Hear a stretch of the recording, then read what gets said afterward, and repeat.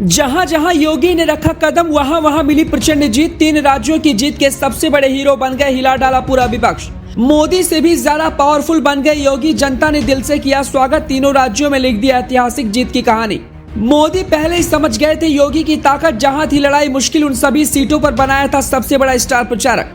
4 राज्य 57 रैली, 92 प्रत्याशी, हर जगह खिला कमल। बुलडोजर बाबा का जलवा देख कांप उठे सोनिया, राहुल, हिल गए अखिलेश।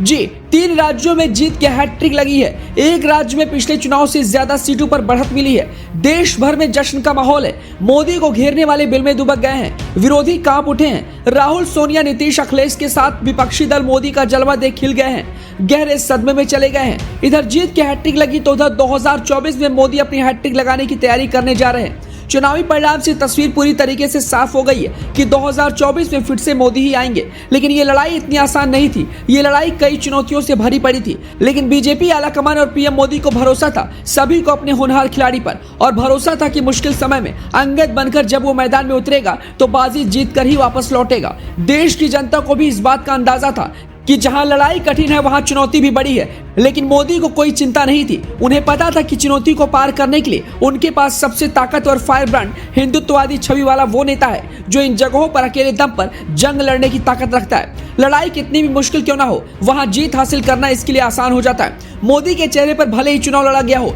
लेकिन जीत के असली हीरो योगी रहे। मोदी की गारंटी चली तो योगी की हिंदुत्ववादी छवि ने काफी प्रभाव डाला। 4 राज्यों के लिए योगी सबसे बड़े स्टार प्रचारक रहे। एक के बाद एक कई ताबड़तोड़ रैलियां कर विपक्षी दलों के माथे पर पसीना ला दिया, और कदम रखते ही ये तय हो गया था कि प्रचंड जीत होगी। और जब परिणाम आया तो उन सीटों पर सबसे ज्यादा लोगों की नजरें थी जहां पर योगी ने प्रचार प्रसार किया था। योगी के ऊपर सबसे बड़ी जिम्मेदारी 3 राज्यों में थी, जिनमें छत्तीसगढ़, राजस्थान और मध्य प्रदेश। इन तीनों राज्यों में बीजेपी को पूर्ण बहुमत मिला है और सबसे बड़ी जीत मिली है। वहीं तेलंगाना में भी योगी का जादू चला है और कई सीटों पर जीत मिली है। चारों राज्यों में कमल खिलाने का सबसे बड़ा दारोमदार योगी के कंधे पर था। सीएम योगी ने चारों राज्यों में कुल ताबड़तोड़ 57 रैली की थी, जिनमें 92 सीटों पर कमल खिलाने की लड़ाई थी। यानी 92 प्रत्याशियों के लिए इन्होंने प्रचार प्रसार किया। सबसे पहले बात करते हैं मध्य प्रदेश की। एमपी में मामा की वापसी में सबसे बड़ा अहम योगदान योगी का रहा है।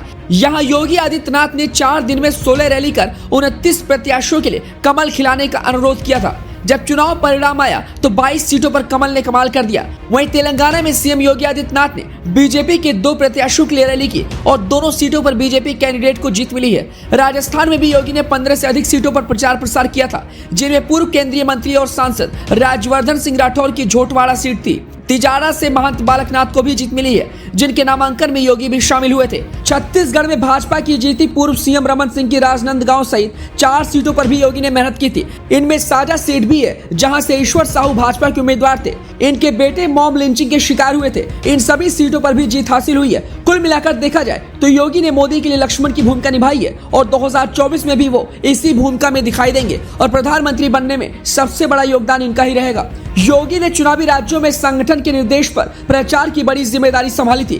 भाजपा नेतृत्व ने कल्याणकारी योजनाओं के साथ ही राम मंदिर के निर्माण और रामलला की प्राण प्रतिष्ठा के आयोजन को भी चुनावी एजेंडे में रखा था। योगी ने मोदी सरकार की योजनाएं, कानून व्यवस्था, महिला योजना, महिला सुरक्षा, हिंदुत्व को लेकर जमकर दहाड़ लगाई थी। योगी ने देश की जनता को बड़ा भरोसा दिलाया है कि जब तक मोदी और योगी हैं तब तक सब कुछ मुमकिन है। ऐसे में जनता ने मोदी और योगी पर भरोसा कर अपना मत दिया और रिजल्ट क्या कुछ रहा वो हम सब ने देखा। योगी की इस ताकत को लेकर आप क्या कुछ कहना चाहते हैं, हमें अपनी राय कमेंट बॉक्स में दें।